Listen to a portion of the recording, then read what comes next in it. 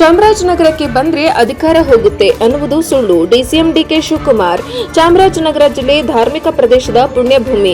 ಜಿಲ್ಲಾಡಳಿತದಿಂದ ಡಿಕೆಶಿಗೆ ಅದ್ದೂರಿ ಸ್ವಾಗತ. ಕೊಳ್ಳೇಗಾಲ ತಾಲೂಕಿನ ಶ್ರೀ ವರಪುರಂ ಮಧ್ಯರಂಗ ಕ್ಷೇತ್ರಕ್ಕೆ ಹೆಲಿಕಾಪ್ಟರ್ ಮೂಲಕ ಆಗಮಿಸಿದ ಡಿಸಿಎಂ ಡಿಕೆ ಶಿವಕುಮಾರ್, ಚಾಮರಾಜನಗರಕ್ಕೆ ಬಂದ್ರೆ ಅಧಿಕಾರ ಹೋಗುತ್ತೆ ಅನ್ನುವ ನಂಬಿಕೆಗಳು ಎಲ್ಲಾ ಸುಳ್ಳು, ಯಾವುದೇ ಹುರುಳಿಲ್ಲ ಎಂದು ಉಪಮುಖ್ಯಮಂತ್ರಿ ಡಿಕೆ ಶಿವಕುಮಾರ್ ಹೇಳಿದರು.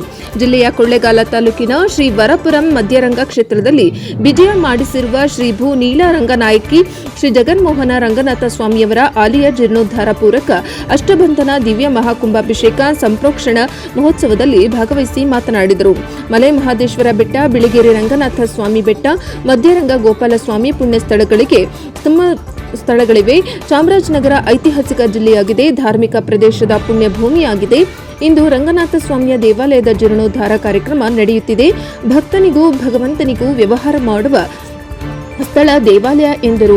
ಆಕ್ಸಿಜನ್ ದುರಂತದಲ್ಲಿ ಮೃತಪಟ್ಟವರ ಕುಟುಂಬ ನ್ಯಾಯ ಸಿಕ್ಕಿದೆ, ಕೆಲಸ ಕೊಡಿಸಿದ್ದೇವೆ, ನಾವು ಕೊಟ್ಟ ಮಾತನ್ನು ಉಳಿಸಿಕೊಂಡಿದ್ದೇವೆ. ಆ ಸಾರ್ಥಕತೆಯಿಂದ ಕಳೆದ 3 ವರ್ಷ ಚೆನ್ನಾಗಿ ಮಳೆಯಾಯಿತು. ಈ ವರ್ಷ ರೈತನ ಸಮಸ್ಯೆ ಬಗೆಹರಿಸುವುದು ಹೇಗೆ ಎಂದು ಚರ್ಚಿಸಿದ್ದೇವೆ. 177 ಟಿಎಂಸಿ ನೀರು ಬಿಡಬೇಕು ಅಂತ ಸುಪ್ರೀಂ ಕೋರ್ಟ್ನಲ್ಲಿ ನಿಯಮವಿದೆ. ಈ ಕುರಿತು ಸುಪ್ರೀಂ ಕೋರ್ಟ್ ಕಾನೂನು ಹೋರಾಟ ಮುಂದುವರೆದಿದೆ ಎಂದರು. ಈ ಸಂದರ್ಭದಲ್ಲಿ ಸಚಿವರಾದ ರಾಮಲಿಂಗಾರೆಡ್ಡಿ, ಜಿಲ್ಲಾ ಉಸ್ತುವಾರಿ ಸಚಿವ ಕೆ ವೆಂಕಟೇಶ್, ಶಾಸಕರಾದ AR Krishnamurthy, MR Manjunath, C Puttarangashetty ಇತರರು ಹಾಜರಿದ್ದರು. ವರದಿ ಹುಮ್ಮನಂಜುಂಡ ನಾಯಕ, ಎನ್ಕೆಎಸ್ ಟಿವಿ 4 ಚಾಮರಾಜನಗರ. ಕರ್ನಾಟಕದ ದಕ್ಷಿಣ ಭಾರತದಲ್ಲಿ ಐತಿಹಾಸಿಕವಾದಂಥ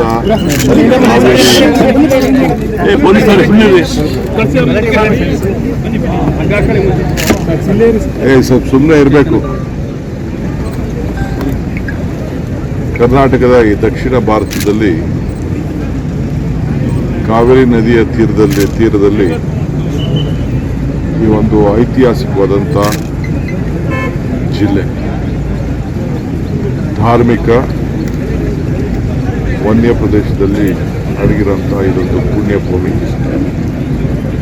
ಮೊದಲಿಂದ ಕೂಡ ಈ ಜಿಲ್ಲೆಗೆ ಯಾರು ಭೇಟಿ ಕೊಟ್ಟರೆ ರಾಜಕಾರಣದಲ್ಲಿ ಅಧಿಕಾರ ಕಳ್ಕೊಳ್ತಾರೆ ಅನ್ನೋದೊಂದು ಮಾತಿದೆ.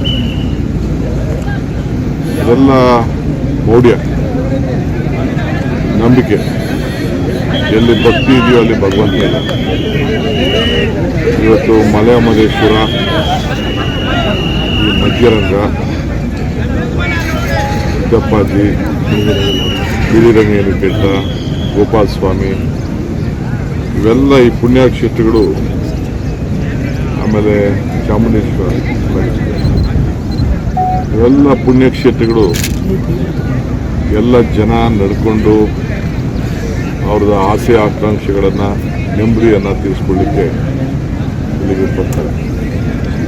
ಪ್ರತಿ ವರ್ಷ ಶ್ರೀರಂಗಪಟ್ಟಣ, ಮಧ್ಯರಂಗ, ಅಂತರಂಗ ಈ 3 ಕಡೆ ಕೂಡ ಬೆಳಗ್ಗೆಯಿಂದ ಹೊತ್ತು ಮುಳುಗಿ ಒಳಗಡೆ 3 ಪ್ರವಾಸ ಮಾಡೋಂಥ ಒಂದು ಪದ್ಧತಿಯನ್ನು ಕೂಡ ಇಟ್ಕೊಂಡಿದ್ದಾರೆ. ಇವತ್ತು ರಂಗನಾಥ ಸ್ವಾಮಿಯ ಈ ದೇವಸ್ಥಾನದಲ್ಲಿ ಜೀರ್ಣೋದ್ಧಾರದ ಕೆಲಸ ನಮ್ಮ ಸರ್ಕಾರದ ಜೊತೆಯಲ್ಲಿ ನಮ್ಮ ಖಾಸಗಿ ಸ್ನೇಹಿತರು ಇವರು ಇದನ್ನು ನಿರ್ವಹಿಸಿದ್ದಾರೆ. ನಾನು, ಜಿಲ್ಲಾ ಮಂತ್ರಿಗಳು, ಧಾರ್ಮಿಕ ಮಂತ್ರಿಗಳು, ನಮ್ಮೆಲ್ಲ ಶಾಸಕರುಗಳು ನಾವೆಲ್ಲ ಬಂದು ಈ ಒಂದು ಪವಿತ್ರವಾದಂಥ ಕಾರ್ಯಕ್ರಮದಲ್ಲಿ ನಾವು ಪಾಲ್ಗೊಳ್ತಾ ಇದ್ದೇವೆ. ಇವತ್ತು ಕ್ಯಾಬಿನೆಟು ಇದೆ. ಆದರೂ ಕೂಡ ಇವತ್ತು ಜನರ ನೆಮ್ಮದಿಗೆ ನಾನಾಗಲೇ ಹೇಳ್ದಂಗೆ ಭಕ್ತನಿಗೂ ಭಗವಂತನಿಗೂ ವ್ಯವಹಾರ ಮಾಡೋಂಥ ಸ್ಥಳ ದೇವಾಲಯ. ಸೊ ಅದರಿಂದ ಈ ಪುಣ್ಯಕ್ಷೇತ್ರ ಯಾತ್ರಿಕರಿಗೆ ಭಾಳ ಪ್ರಸಿದ್ಧವಾದದ್ದು. ಈ ಜಾಗದಲ್ಲಿ ತಮ್ಮ ಗೊತ್ತಿದೆ, ಗಗನ ಚುಕ್ಕಿ, ಬರನ್ ಚುಕ್ಕಿ, ಇದು ನಾವು ಯಾರು ಸೃಷ್ಟಿ ಮಾಡಿದ್ದಾರೆ. ಇದು ಪ್ರಕೃತಿಯ ಒಂದು ದೊಡ್ಡ ಕೊಡುಗೆ. ಆ ಕೊಡುಗೆಡೆ ನೂರಾರು ಭಕ್ತಾದಿಗಳು ಮತ್ತು ಪ್ರವಾಸಿಗರು ಬರ್ತಾ ಇದ್ದಾರೆ. ನಮ್ಮ ಸರ್ಕಾರ ಕೂಡ ಇವತ್ತು ಅನೇಕ ಅಭಿವೃದ್ಧಿ ಕೆಲಸವನ್ನು ಎಲ್ಲ ಕಡೆ ಇವತ್ತು ಮಾಡ್ಕೊಂಡು ಬಂದಿದೆ.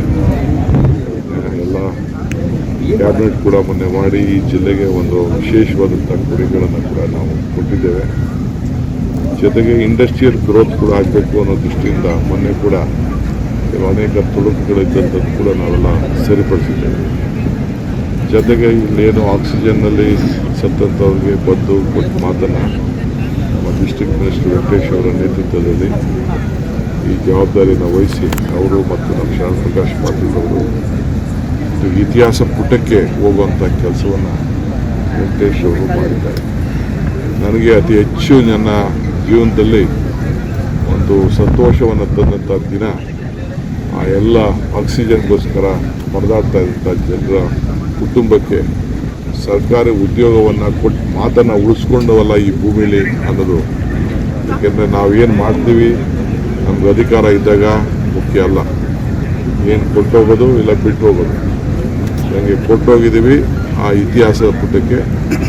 ಇವತ್ತು ನಮ್ಮ ಕಾರ್ಯಕ್ರಮವನ್ನು ನಮ್ಮ ಜನರಿಗೆ ಬಿಟ್ಟು ಹೋಗ್ತಾ ಇದ್ದೀವಿ. ಸಂಜೆ ಇವತ್ತು ನಾವು ಮಾಡ್ಕೊಂಡು ಬರ್ತಾಯಿದ್ದೀವಿ. ನಿನ್ನೆಗೆ 3 ವರ್ಷ ನಮ್ಮ ಸರ್ಕಾರ ಆಗ್ತಿದೆ. ಜನರ ಭಾವನೆಗೆ ಏನೆಲ್ಲ ನಾವು ಮಾತು ಕೊಟ್ಟಿದ್ದೀವಿ, 6ನೇ ಗ್ಯಾರಂಟಿ, ಭೂಮಿ ಗ್ಯಾರಂಟಿ ಅಂತೇಳಿ ನಾವು ಘೋಷಣೆ ಮಾಡಿ ಪ್ರತಿಯೊಬ್ಬರೂ ಕೂಡ ದಾಖಲೆಗಳನ್ನು ಸೃಷ್ಟಿ ಮಾಡಿ ಅವರ ಫೋಟೋ, ಅವರ GPS ದಾಖಲೆಗಳು, ಆಸ್ತಿಗಳ ಫೋಟೋ ಎಲ್ಲ ಹಾಕಿ ಮನೆಗೂ ಕೂಡ ಖಾತೆಗಳನ್ನು ಒದಗಿಸ್ಕೊಡುವಂಥ ಕಾರ್ಯಕ್ರಮ ಕೂಡ ಇವತ್ತು ನಾವು ಮಾಡ್ಕೊಂಡು ಬಂದಿದ್ದೇವೆ.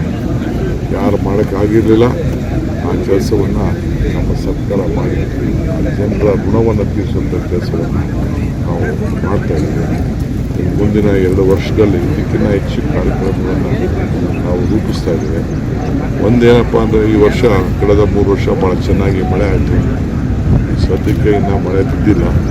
ನಾನು ನಮ್ಮ ವೆಂಕಟೇಶ್ವರು ಮಾತಾಡ್ಕೊಂಡು ಬಂದು ಈ ವರ್ಷ ರೈತರನ್ನ ಹೇಗೆ ಕಾಪಾಡಬೇಕು, ಕುಡಿಯೋ ನೀರಿನ ಸಮಸ್ಯೆ ಬಗೆಹರಿಸಬೇಕು ಅಂತ ಕೂಡ ಚರ್ಚೆ ಮಾಡ್ಕೊಂಡು ನಾವು ಬಂದಿದ್ದೇವೆ.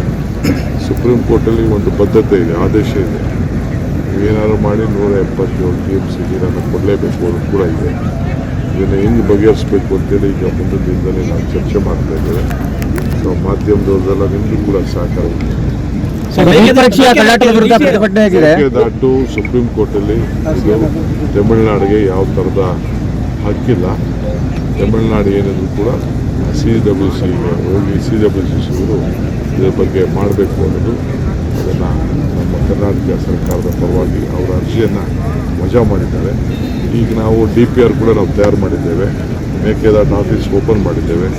ಜಮೀನನ್ನು ಗುರುಸ್ತಾ ಇದ್ದೇವೆ. ಫಾರೆಸ್ಟ್ ಜಮೀನಿಗೆ ಆಲ್ಟರ್ನೇಟಿವ್ ಜಮೀನು ಕೊಡಬೇಕು ಅಂತ ಗುರುಸ್ತಾ ಇದ್ದೇವೆ. ಅದನ್ನು ಕೊಟ್ಬಿಟ್ಟು ಈಗ ಹೊಸ DPRನ ಕೊಡ್ತಾ ಇದ್ದೇವೆ.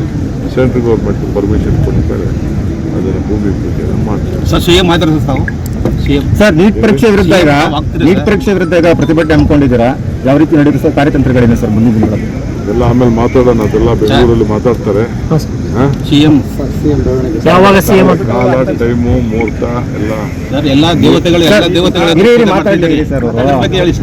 ನೀವೇ ಇದ್ದೀರಲ್ಲಪ್ಪ ದೇವತೆಗಳು.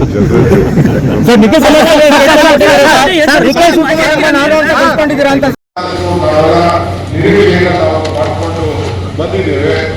ಇದು ನಮ್ಮ ಎಲ್ಲ ಆಡಳಿತ, ಜಿಲ್ಲಾಡಳಿತ, SP ಇರ್ಬೋದು, DC ಇರ್ಬೋದು, ತಹಸೀಲ್ದಾರ್ ಇರ್ಬೋದು, ನಮ್ಮ ಮುಜರಾಯಿ ಇಲಾಖೆ ಎಲ್ಲ ಅಧಿಕಾರಿಗಳು ಕೂಡ ಇದಕ್ಕೆ ನೆರವೇರಿಸಿದ್ದಾರೆ. ರಾಮಲಿಂಗಾರೆಡ್ಡಿಯವರ ನೇತೃತ್ವದಲ್ಲಿ ನಮಗೆ ಒಂದು ಕ್ಯಾಬಿನೆಟ್ ಇತ್ತು. ಆದರೂ ಕೂಡ ನಾವು ಈ ಒಂದು ಪವಿತ್ರವಾದ ಕಾರ್ಯಕ್ರಮದಲ್ಲಿ ಪಾಲ್ಗೊಂಡಿದ್ದೇವೆ ಅಂತ ಹೇಳಿ ನಾವು ಹಾಕೊಂಡಿದ್ದೆವು. ಆ ಪ್ರಕಾರ ಇವತ್ತು ನಾವೆಲ್ಲ ಬಂದಿದ್ದೇವೆ. ದೇವರು ನಮಗೆ ಕಷ್ಟನೂ ಕೊಡ್ತಾನೆ, ಅದ್ರ ಜೊತೆಗೆ ಅದನ್ನ ನಿವಾರಣೆ ಮಾಡುವಂತ ಎದುರಿಸುವಂತ ಎಲ್ಲ ಶಕ್ತಿಯನ್ನು ಕೂಡ ಕೊಡ್ತದೆ. ನಾನು ಆಗಾಗ ಒಂದು ಮಾತು ಹೇಳ್ತಾ ಇರ್ತೀನಿ, ದೇವರು ವರನು ಕೊಡುದಿಲ್ಲ, ಶಾಪನೂ ಕೊಡುದಿಲ್ಲ, ಅವಕಾಶ ಮಾತ್ರ ಕೊಡ್ತಾರೆ. ನಾನು ನಿಮಗೂ ಎಲ್ಲ ಹೇಳೋದಿಷ್ಟೇ, ನಿಮ್ಗೆ ಬದುಕಿನಲ್ಲಿ ಅವಕಾಶ ಕೊಟ್ಟಂತ ಸಂದರ್ಭದಲ್ಲಿ ನೀವು ದೊಡ್ಡ ಸೇವೆ ಮಾಡಕ್ಕಾಗಬೇಕು. ನಿಮ್ಮ ಕೈ ಏನು ದಾನ ಇದೆ, ಆ ಶಕ್ತಿ ಇದೆ, ಈ ಕೈ ಇರದೇ ದಾನ ಮಾಡಲಿಕ್ಕೆ. ಹಾಗೆ ನೀವು ಕೂಡ 100 ರೂಪಾಯಿ ನಿಮಗೆ ಸಂಪಾದನೆ ಆದರೆ 1 ರೂಪಾಯಿ ಕೂಡ ಇಂಥ ಧರ್ಮದ ಕೆಲಸಕ್ಕೆ ದಾನ ಮಾಡುವಂತ ಕೆಲಸವನ್ನು ಕೂಡ ನಾವು ಪ್ರಾರ್ಥನೆ ಮಾಡಿ ಈ ಒಂದು ದಾರಿ ತೋರಿಸೋದು ದೇವರ ಕೆಲಸ. ಆದರೆ ಗುರಿ ತಲುಪಬೇಕಾದ್ರು ನಮ್ಮ ಕೆಲಸ. ಹಾಗೆ ಇವತ್ತು ನಮ್ಮ ಗುರಿಗಳನ್ನ ನಾವು ತಲುಪಲಿಕ್ಕೆ ಈ ದೇವರ ಮೊರೆಗೆ ನಾವು ಹೋಗ್ತಾ ಇದ್ದೇವೆ. ಈ ಬಹುಶಃ ನೀವೆಲ್ಲ ಏನು ಸೇರಿದ್ದೇವೆ, ಈ ದೇವರಲ್ಲಿ ಏನು ಪ್ರಾರ್ಥನೆ ಮಾಡ್ತಾ ಇದ್ದೇವೆ. ಈ ಮಧ್ಯರಂಗದ ಈ ರಂಗನಾಥ ಸ್ವಾಮಿ ಏನು ಬಹಳ ಸಂತೋಷದಿಂದ ಮಲಗಿ ಅವನ ಪಾದದಿಂದ ಅವನ ಹಣೆ ಪಾದವರೆಗೂ ನಾವು ನೋಡಿ, ಆ ಲಕ್ಷ್ಮಿಯನ್ನು ನೋಡಿ ನಾವು ಆಶೀರ್ವಾದವನ್ನು ಬೇಡಿದ್ದೇವೆ. ನಿಮ್ಮೆಲ್ಲರೂ ಕೂಡ ಈ ದೇವರು ನಿಮ್ಮ ಮನಸ್ಸಿನ ವಿಚಾರವನ್ನ ನೆರವೇರಿಸಿ ಅಂತ ಹೇಳಿ ಸಂದರ್ಭದಲ್ಲಿ ನಾನು ಪ್ರಾರ್ಥನೆ ಮಾಡ್ತಾ ಇದ್ದೇನೆ. ಅದರಿಂದ ಈ ದೇವರಿಗೆ ಜಾತಿ ಇಲ್ಲ, ಧರ್ಮ ಇಲ್ಲ. ಯಾವ ಜಾತಿ ಧರ್ಮ ಇಲ್ಲ. ಧರ್ಮ ಯಾವುದಾದರೂ ತತ್ವ ಒಂದೇ, ನಾಮನೂರಾದರೂ ದೈವ ಒಂದೇ, ಪೂಜೆ ಯಾವುದಾದರೂ ಭಕ್ತಿ ಒಂದೇ, ಕರ್ಮ ಮಾಡಿದರೂ ನಿಷ್ಠೆ ಒಂದೇ, ದೇವರ ನಾಮ ನೋಡಿ. ಇವತ್ತು ಪವಿತ್ರವಾದಂತ ಈ ಗಗನಚುಕ್ಕಿ ಬನಚುಕ್ಕಿ ಪದ್ಯದಲ್ಲಿ ಈ ಪದದಲ್ಲಿ ರಂಗನಾಥ ಸ್ವಾಮಿ ಬರೆದಿದ್ದಾರೆ. ಗಗನಚುಕ್ಕಿ ಬನಚುಕ್ಕಿ ಕಾವ್ಯದಲ್ಲಿ ಹರಿತಾ ಇದ್ದಾರೆ. ಈ ಮಧ್ಯದಲ್ಲಿ ನಮ್ಮ ಮುಸಲ್ಮಾನ್ ಧರ್ಮದ ದರ್ಗಾ ಕೂಡ ಇವತ್ತು ಹೋಗಿದೆ. ಸೊ ಅದರಿಂದ ನಮ್ಮ ಪವಿತ್ರತೆಯನ್ನು ನಾವೆಲ್ಲರೂ ಕೂಡ ಕಾಪಾಡಿಕೊಂಡು ಹೋಗ್ತಾ ಇದ್ದೇವೆ. ಅದರಿಂದ ದೇವರು ದೇವಸ್ಥಾನ ಯಾವ ಆಸ್ತಿನೂ ಇದು ಎಲ್ಲರ ಆಸ್ತಿ, ನಿಮ್ಮೆಲ್ಲರ ಆಸ್ತಿ. ಸೊ ಹಿಂದೆ ಕೂಡ ನಾನು ನಮ್ಮ ಕುಟುಂಬದವರು ನಾವೆಲ್ಲ ಕೂಡ ಬಂದಿದ್ದೇವೆ. ಇವತ್ತು ಮತ್ತೆ ನಾನು ಈ ಸಂದರ್ಭದಲ್ಲಿ ಮಹೇಶ್ ರೆಡ್ಡಿ ಅವರ ಧರ್ಮಪತ್ನಿ ರಾಧಿಕಾ ಅವರ ಕುಟುಂಬದವರು ಮಕ್ಕಳು ಎಲ್ಲ ಸೇರಿ ಬಹಳ ಪುದಿಯ ಶ್ರೀಮಂತಿಕೆಯಿಂದ ಈ ದಾನದ ಪ್ರವೃತ್ತಿಯನ್ನ ಅನೇಕ ದೇವಸ್ಥಾನಗಳಿಗೆ ಧರ್ಮದ ಕೆಲಸವನ್ನ ಮಾಡಿಕೊಂಡು ಹೋಗ್ತಾ ಇದ್ದಾರೆ. ಇದು ಒಂದೇ ಅಲ್ಲ, ನಾನು ಅನೇಕ ದೇವಸ್ಥಾನಗಳಲ್ಲಿ ಶ್ರೀಶೈಲದಲ್ಲಿ ಗಮನಿಸಿದ್ದೇನೆ, ಆಂಜನೇಯನಲ್ಲಿ ಗಮನಿಸಿದ್ದೇನೆ, ನಮ್ಮ ಸತ್ಯ ಸಾಯಿಬಾಬನ ದೇವಸ್ಥಾನದಲ್ಲಿ ಗಮನಿಸಿದ್ದೇನೆ. ಹೀಗೆ ನೂರಾರು ದೇವಸ್ಥಾನಗಳಿಗೆ ಆ ವಿಧಿಯ ಶ್ರೀಮಂತಿಯನ್ನು ತೋರಿಸಿ ದಾನವನ್ನು ಮಾಡಿದ್ದಾರೆ. ಅವರೆಲ್ಲ ಇಚ್ಛಾಶಕ್ತಿಗಳು ಮನಸ್ಸಲ್ಲಿ ಏನಿದೆ ಎಲ್ಲ ಕೂಡ ನೆರವೇರಿಸಲಿ ಅಂತ ಮತ್ತೆ ದೇವರಲ್ಲಿ ಪ್ರಾರ್ಥನೆ ಮಾಡಿಕೊಂಡು ಇವತ್ತು ಈ ಪವಿತ್ರವಾದಂತಹ ಕಾರ್ಯಕ್ರಮದಲ್ಲಿ ನನಗೆ, ನಮ್ಮ ಸರ್ಕಾರದ ಮಂತ್ರಿಗಳಿಗೆ, ನಮ್ಮ ಶಾಸಕರಿಗೆ, ನಮ್ಮ ಅಧಿಕಾರಿಗಳಿಗೆ, ನಿಮ್ಗೆ ಎಲ್ಲರಿಗೂ ಕೂಡ ಇಲ್ಲಿ ಸೇರಲಿಕ್ಕೆ ಅವಕಾಶ ಮಾಡಿಕೊಟ್ಟಂತ ಅವರಿಗೆ ಮತ್ತು ಎಲ್ಲ ಸರ್ಕಾರದ ನಮ್ಮ ಅಧಿಕಾರಿಗಳಿಗೆ, ಜಿಲ್ಲಾಧಿಕಾರಿ ಇರ್ಬೋದು, ಎಸ್ ಇರ್ಬೋದು, ಎಲ್ಲ ಅಧಿಕಾರಿಗಳಿಗೆ ಮತ್ತು ವಿಶೇಷವಾಗಿ ನಮ್ಮ ಮುಖಂಡರು, ಜಿಲ್ಲೆ ಸಂಬಂಧಪಟ್ಟಂತ ಎಲ್ಲ ಮುಖಂಡರು ಎಷ್ಟೇ ಕೆಲಸ ಕಾರ್ಯಕ್ಕೂ ಕೂಡ ನಾವೆಲ್ಲ ಇಲ್ಲಿಗೆ ಬರ್ತಾ ಇದ್ದೇವೆ ನಮ್ಮ ಭವ್ಯವಾದಂತಹ ಸ್ವಾಗತವನ್ನ ಮಾಡಿದ್ದೀರಿ. ನಾವು ಜಾಸ್ತಿ ಇರೋಕ್ಕಾಗಲ್ಲ. ನಿಮಗೆ ಶುಭ ಹಾರೈಸಲಿಕ್ಕೆ ಈ ದೇವರಲ್ಲಿ ಪ್ರಾರ್ಥನೆ ಮಾಡಿ ಈ ವರ್ಷ ಕೂಡ ಮತ್ತೆ ಉತ್ತಮವಾದಂತಹ ಮಳೆ ಸಿಕ್ಕಿ ನಿಮ್ಮೆಲ್ಲರೂ ಕೂಡ ಅನೇಕ ಸಮಸ್ಯೆಗಳನ್ನು ಈ ಬರಗಾಲದಲ್ಲಿ ನಿವಾರಣೆ ಆಗಲಿ ಅಂತ ಹೇಳಿ ಆ ರಂಗನಾಥ ಸ್ವಾಮಿ